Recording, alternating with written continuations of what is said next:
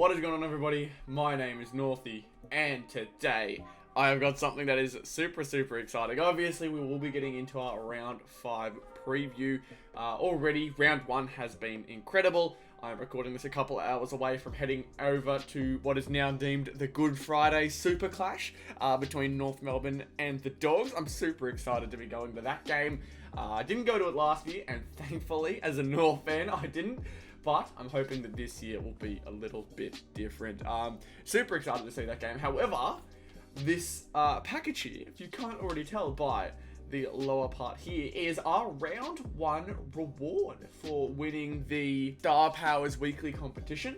We managed to get ourselves a Richmond Dustin Martin prize card, which I'm super excited to open up here, because there's not going to be many of them out there, and I don't think they're the most popular at the moment. I think Buddy is, because obviously he was a 1,000 goal winner, but hopefully I will be able to get one of his cards soon. Nonetheless, Dusty Martin, I picked him up, thought it was a good idea. Obviously, a lot of people like Dusty, and so getting his prize card definitely was a good idea. Probably second best idea to Buddy if in hindsight, but nonetheless, Dusty is still a good one to get, and I'd probably be sitting here saying the same about Dusty if I would have gotten Buddy. So it really is a toss of the coin. But what I will show first is usually they have something in here to kind of show off that you are a winner.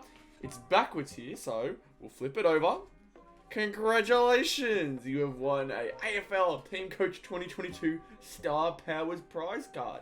You can see here down there, it has ticked off the Dustin Martin one. Very nice touch they always add to these packages. Super glad they do this. Really happy with winning one. So now, the big reveal. It does come on a top loader. It comes protected and everything. We got ourselves the Dustin Martin. Beautiful little Star Powers prize card here. I have to keep remembering one side's the right side, but they both have it very technically correct. It's just one side has all the stuff on it. But you can see it in the top right here. Says Star Powers. Dusty Martin looking really nice. Now, if you are thinking, how do I manage to get it? You do have to win it. You have to be in the top 30 of the Star Powers competition in order to be able to choose a prize card based off of all the cards here. Again, I mentioned if I do win again, I'll probably be going for Buddy, then maybe Cripps, I don't know, but I definitely want to get Zeeble at some point, obviously, as he is a North player. Lots of really good prize cards in the Star Powers. Star Powers is clearly their premier competition, as you can tell, because all the best players are in the Star Powers prize card selection area. Dusty and Buddy probably headlining both of them. So it's really cool that I've managed to pick up this Dusty prize card. Not many people have it, so having it here now is super duper cool. But that's all I'm going to talk about for now. Let's get into the review. So I hope you liked that prize card opening there with Dusty Martin.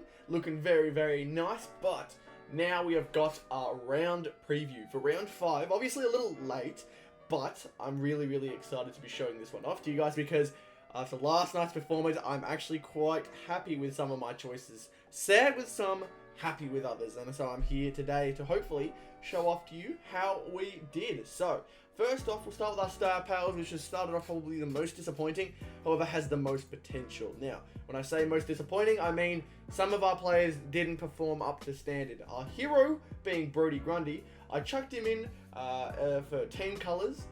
Managed to get his team colours card, I think in a live stream, but got him in there. He didn't play the best he possibly could, so it wasn't a great choice. However, we did get double points for him, and we've still got plenty of potential with the other 4 here. Obviously, double points for Bradley Hill and Noah Anderson, you'll see there. Noah Anderson has remained one of the more consistent and common ones, but we also got ourselves Isaac Heaney in there. He's remained in there even after Parrish managed to beat him off last week. And Bradley Hill, I noticed that I had his team Star Powers, and when he got his 4-goal haul, I'm like, why not? We'll chuck him in there. Obviously, averages 82, but got 112 last week with the 4 goals, I believe. So if we can manage to get him on another good week, this will be a huge win for us. But nonetheless, Brodie Grundy, as I mentioned, didn't do as well. He had 105 last time. think he maybe got into the 60s last night, so not the greatest, but it's alright. I put Goldstein in there because he remains to be just one of the more consistent North Melbourne players right now, and I had Parker in here, and I wasn't too sure how having 2 Sydney players would go, but I've kept Heaney. I've decided to keep Heaney. He's been playing better, and I think Goldstein can make up for it, so we're going to put him in there. As usual, Noah Anderson. He had a lot of game points last week, so I'm hoping he can do it once again. Need those 30 plus disposals again. Just more marks and tackles, please, Noah. That'd be very much appreciated, mate. But as we know, last week didn't go our way. Rank 123 is not at all what we're looking for. So we're hoping to get this season rank up a little bit. Maybe get it to under 25 would be quite nice. But if we can manage to somehow squeak in a top 30 performance this week, I'll be very, very happy. Our aim is to get about 650 from what it looks like. Obviously, it changes from week to week depending on which players or which predicted players do best. But hopefully this week we manage to top it off with a big win. So we'll see what happens. Nonetheless, we will keep it moving. We go to the homepage and go over to top team. A few changes, and this is where I'm the most excited because I think this lineup has some of the most potential out of any lineup. Jack Crisp, I chucked him in last minute last night, and it turned out to be a pretty decent choice. I believe he got 105 points again. He had like 33 or 36 disposals. He had 8 tackles and 3 marks, something around there. So hopefully that, plus even some 1%ers, if he can manage to get some, or if he managed to get any in the last game, we'll get it even higher than 105. So that was a pretty decent choice. Really, really happy with that. Interested to see how everyone else will go, but nonetheless, that is all up to fate, however that goes. Jack Steele, I think this is the best choice. He is 10th for the season, averaging about 100 points. So if he can just hit on his average, we will be on track for a decent first half. Obviously, Crisp getting the job done. We want to get to 400, and so if he can get over 100, that's super duper helpful. Jack Steele averaging 100, so should be able to get that. Maxi Gawn was the outstanding performer last week with 133 points, which is ridiculous. But out of all the ruckmen, Grundy, definitely glad I switched up from him.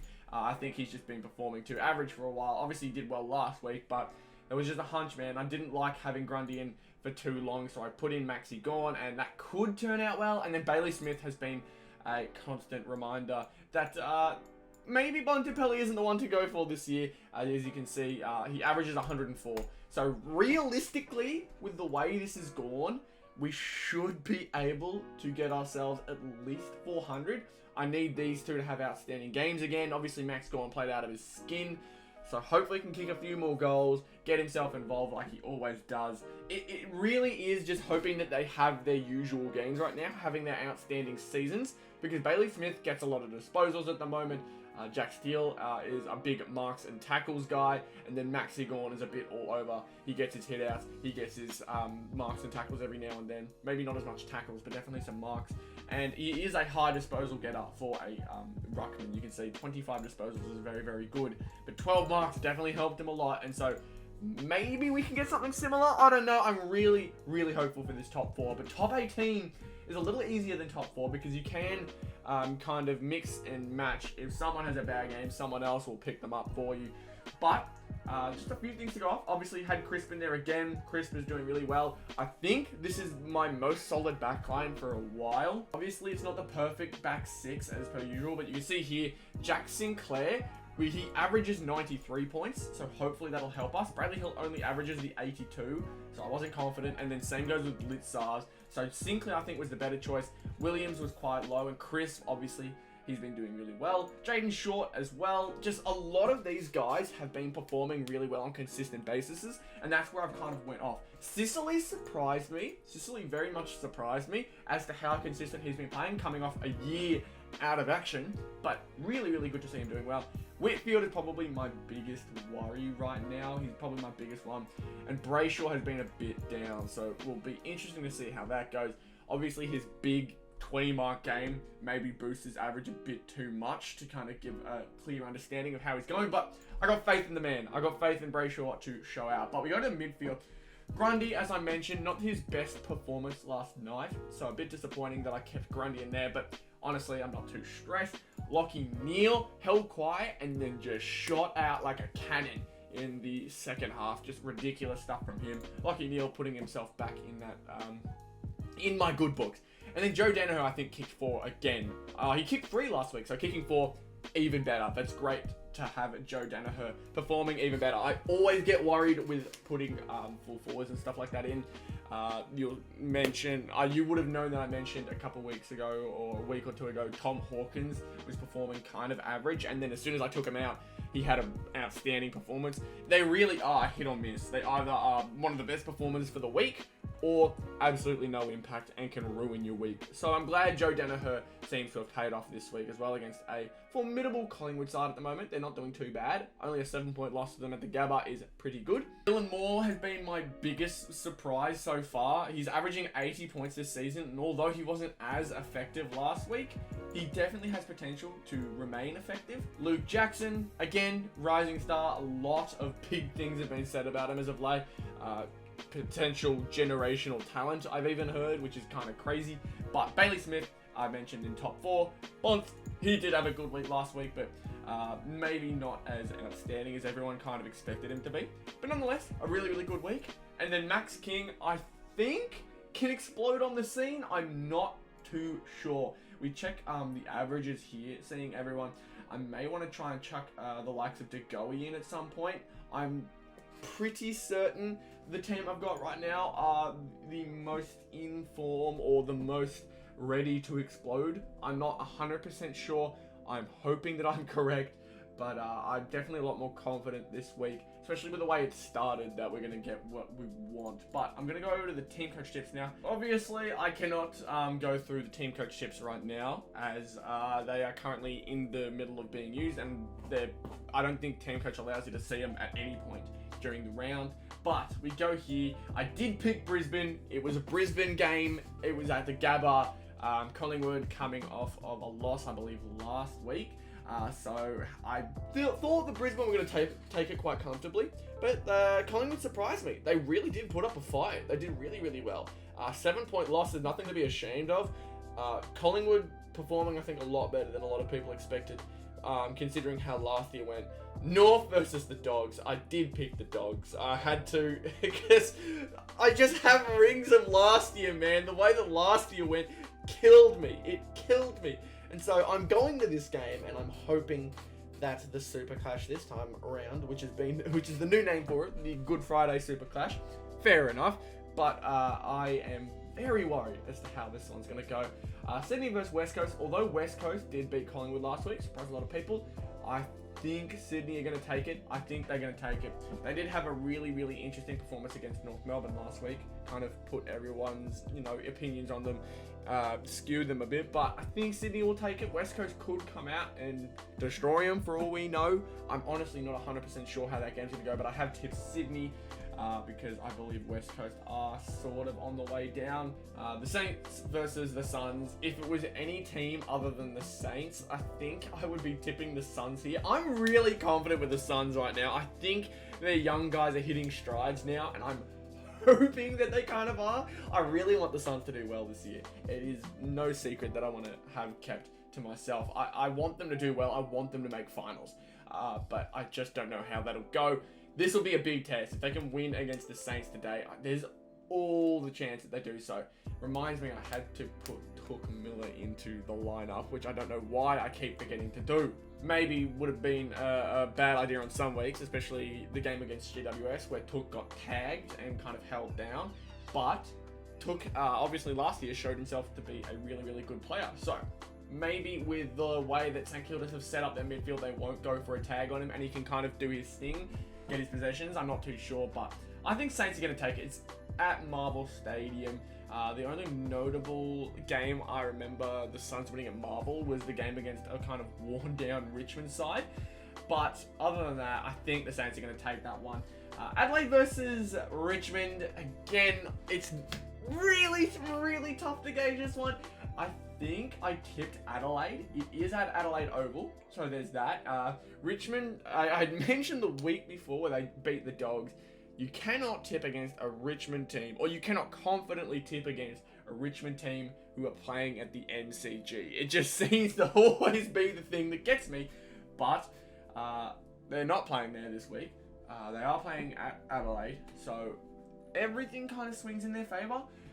I think that Adelaide are going to do it. I think they could. I don't know whether Adelaide are a below average squad, or even worse potentially, because a lot of people have mentioned that they don't really have an identity at the moment, but the likes of Josh Rochelle, who have come out in the scene, probably giving Adelaide a bit more life, a bit more belief. I am really having trouble with this week's tips. It's really hard, but I'm going to say Adelaide would take that one. We've got Melbourne versus GWS. I'm a very confident Melbourne tipper at the moment. I believe the last time these two played, GWS took the game, and it came down to last year. The story of Melbourne, any game in their premiership season, was literally they kind of wander into the first half, kind of get a gauge on how the team plays, maybe doesn't have a great game themselves, and then blitzes them in the second half, like completely unpacks their game plan and then just goes straight at them. It's like they held on to all their energy for the second half. It's really strange how to describe Melbourne's games. It's a very interesting way. It happened in the grand final even. Just really interesting ways that Melbourne have managed to win their games, but GWS were able to hold them off last time. I still pick Melbourne. I think GWS are not as good as they have been previously, especially even last year. But we'll see what happens. We will see what happens. Carlton versus Port Adelaide. Obviously, Carlton without Paddy Cripps. It's at the MCG though. Port Adelaide really struggling right now. I do wish him the best. I was a North Melbourne supporter last year, so I know how they're feeling. I think Carlton are going to take it pretty convincingly, unless something completely interesting happens. I know they don't have Cripps. I don't think... They have Walsh at the moment, don't they? Maybe not. Because I know Walsh was out for a bit, but I can't remember whether he's back already or he doesn't come back for a bit. I haven't heard much about him, to be fair. So we'll see how that one goes, but I still think Carlton takes that game. Now, this one I remember because it was my upset tip. I'm almost certain it was my upset tip. Essendon versus Fremantle. This one is going to be really tough to say, but I'm going to pick Fremantle. I think Fremantle are starting to build a winning culture. I think they're starting to really get a feel on how their game is played. I don't know, it feels like there's a lot more optimism this year with Fremantle. I know that there's nothing really special or outstanding with their team so far, but I think there's something there that they're working on. And Essendon obviously not off to their best start ever, considering the circumstances and their expectations. But you gotta really address the elephant in the room with Essendon, and it is Nick Martin. Personally, Nick Martin is just completely shocked me with how incredible he's been as of late. Early front runner for the Rising Star. Like, he is having a absolutely brilliant start to a season. Really couldn't ask more if you're an Essendon fan. Obviously, you'd hope for them to translate into wins, but the shining light out of all of it is that Nick Martin he is the real deal, and hopefully continues that against Fremantle. It'll be interesting, but I think I tipped Fremantle for this one, if I'm remembering. And then Monday, next week, we've got ourselves Hawthorn versus Geelong at the MCG. I picked Geelong. I really have a hard time picking Hawthorn at the moment, and I don't know whether it's because I'm worried they're going to fall off, or I'm worried that if I were to tip against Geelong, Geelong would just prove me wrong because they're so consistently good all the time. They have their down moments, but they're just always one of the premier sides of the competition. But Hawthorn's game last week versus Geelong's game last week, obviously Geelong didn't blow out the Lions, but they did beat them by 10 points. They did get a win against them at Skilled. No, it's not Skilled Stadium anymore. It's GMHBA. Why did I say Skilled? I've been watching too many archives of footy, but I think Geelong takes this one over the Hawks. The Hawks could make it close. They could make it real close. I have hope that the Hawks can make it an entertaining game, but I think the Cats take it. And overall, that is all I've got for the review for this week. A lot of rambling here and there, a lot of talking, but I hope you guys did enjoy it. Obviously, with the prize card at the start, the Dusty Martin, not many people have it, so very happy I have that in my collection now. And hopefully we can add another one this week. We'll see what happens, but nonetheless, thank you all so much for watching this video. If you enjoyed, be sure to like, and if you really enjoyed, be sure to subscribe. Thank you all so much for watching this video. I'll see you all in the next one. Goodbye.